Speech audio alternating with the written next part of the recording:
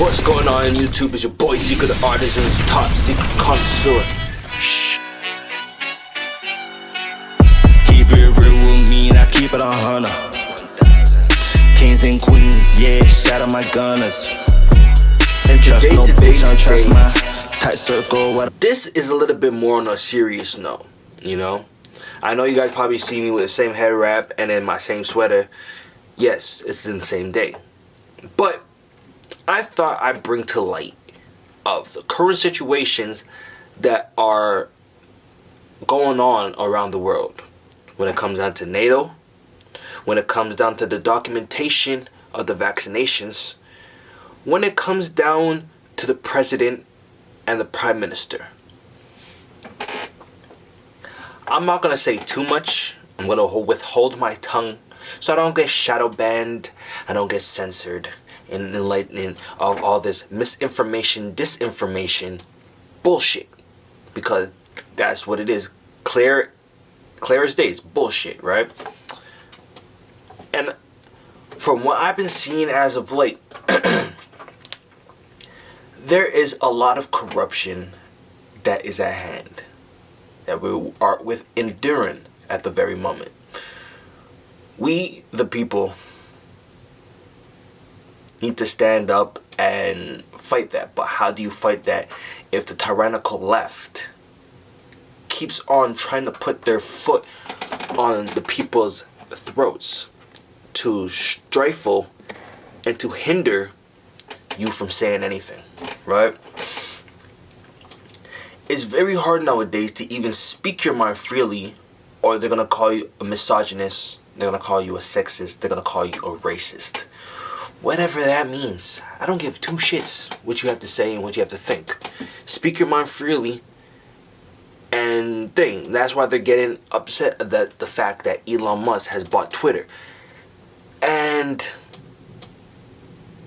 I would say it's everyday people who are happy, because that takes away from the false narratives and these bullshit fact checks who are funded by Bill Gates and his little goon squad to further provide misinformation, disinformation. And every time I say that word, I cringe. I hate that shit with a passion. I don't hate. I don't like using that word. I loathe that shit with a passion, right?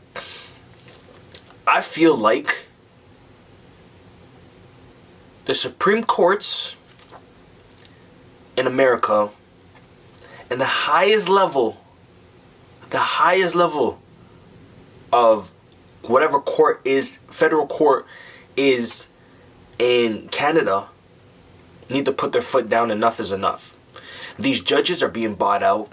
People are being bought out. They're like, what's your price?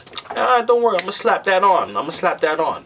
You know, things that are coming to fruition now are no longer a conspiracy. Because the term conspiracy theorists, conspiracies were created by, it was a term created by the CIA, FBI, whatever you want to call it. Whatever squad, whatever is FBI, CIA, one of the two.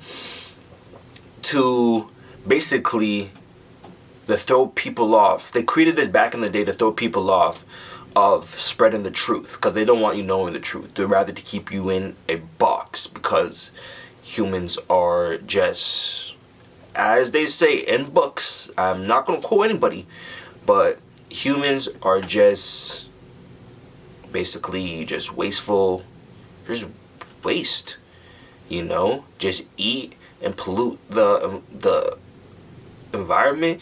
And at the end of the day, right, why do we have a government? People will be like, oh my gosh, we need structure, we need structure, we need people. We don't need people to tell us what to do. Because at the end of the day, if we the people cannot even speak our mind to suggest of these laws that are being passed, and they're saying, oh, we're looking out for the American people, we're looking out for the Canadian people. But it doesn't fit the people's needs. Did the people have a say in it? Did the people have a vote in it? No. These people are making multi-millions, while the people they're supposed to be saying they're so-called protecting, that they're looking after, are the ones actually getting wrecked. Gas prices all-time high. Food prices all-time high. Inflation all-time high, right? And they're trying to say, oh no, it's not that. No, it's extremely high.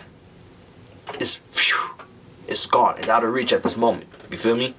People are struggling day by day to even make ends meet, to put food on the table for their family. You feel me? People my age and other people, like older folks, like 40s, some people in their 50s, I know people in late 30s, right, can't even afford to buy a home. Like, I'm not even talking about, put a down payment and then make monthly payments. Nah, fuck that shit. I'm talking about actually being able to take a payment and actually full outright buy a home. They can't do that. I know people who are taking out mortgages on their homes. Like, bro, what is life at the moment, you know? Stock market at the all-time low. You feel me? Crypto market is fluctuating like a mofo, you know? But there's a lot of adoption, but at the same time they want to stop that and stifle it. Why? Because if they kill the innovation, you know? But what happens when those people, when those companies, right, start leaving and going to other countries to fulfill their needs and to actually cater to the needs of the people? Oh, we should have done that, but it's too late now. Now you got China, you got Russia, you got a whole bunch of other places who are willing to adopt that technology and look after, you know, America, Canada, Europe. I'm not too sure about Europe, but I know America, Canada will surely become a third world country in the hands of the current prime minister and the current president. One, we need to get rid of mail-in ballots, because these mail-in ballots are fraudulent. Because we the people did not vote for these frauds. You know what I'm saying? A next thing that we need to do is, I can't even say get our voices out, because once you spoke out ill about, first they would be talking about my body, my choice, and now you can't even say you don't really have the decision. You're coerced to getting something that you don't want to get, saying it's for your best needs. But there's documents, I'm not gonna say the name, but the Pfizer and the Moderna documents. If you read those documents, there's a lot of things in plain sight that is very alarming, and you guys want to do your own research for yourself. This is not me to fearmonger. This is not me to... Basically, this is not me projecting fear. This is me projecting power. This is me projecting enlightenment. This is me projecting unity.